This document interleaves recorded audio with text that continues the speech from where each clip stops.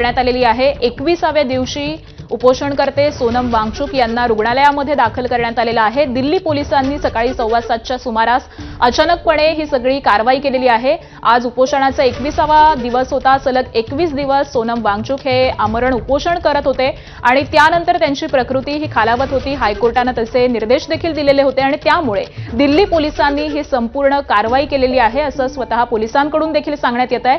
7:15च्या सुमाराला ही संपूर्ण कारवाई करण्यात आलेली आहे। सध्या जंतर मंतरवरती गोंधळाची परिस्थिती निर्माण झालेली आहे। उपोषण स्थळी मोठा गोंधळ असल्याचं आपण पाहतोय। फ्यूडर कर गया तो रस्सी पुलिस उठा के लेके चली गई। कुछ पता चला कहाँ कौन सा हॉस्पिटल में ले गई है? कुछ ऐसी अभी ऐसी कोई जानकारी तो नहीं है, लेकिन हम लोग पुलिस के माध्यम से जानकारी लेने का प्रयास कर रहे हैं। सोनम वांगचुक जैसा जो इंसान, जो गांधी आज के देश में दूसरा गांधी कहलाया जाता है, उसको गाली गलौज करके लेकर गई है। यहाँ पर जितने स्टूडेंट थे जो वो रोक रहे थे उससे मारपीट की गई है।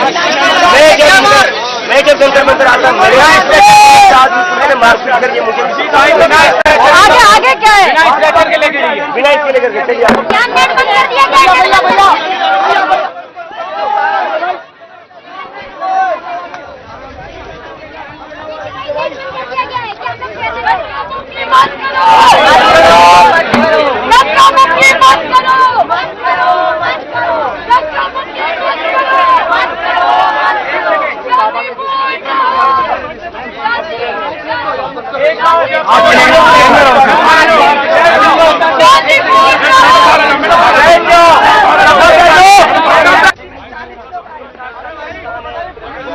बैठा हुआ था।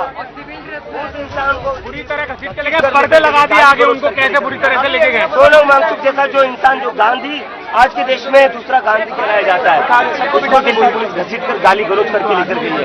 यहाँ पर जितने स्टूडेंट थे जो वो रोक रहे थे उससे मारपीट की गई है। मैं जब जंतर मंतर आता हूँ मेरे आदमी पुलिस ने मारपीट करके मुझे आगे क्या है? बिना इसके लेकर के चलिए।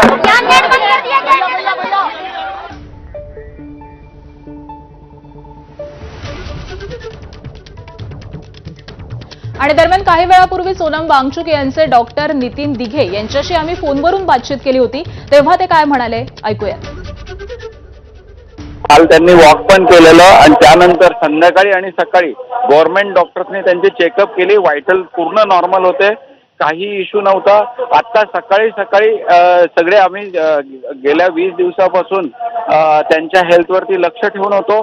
कोणतेही काही कारण सापडत नसल्यामुळे अचानकपणे एखादी मेडिकल टीम आणून पूर्ण चारी बाजूने 500 ते 700 पोलीस, CRPF वगैरे सगळं हे करून त्यांना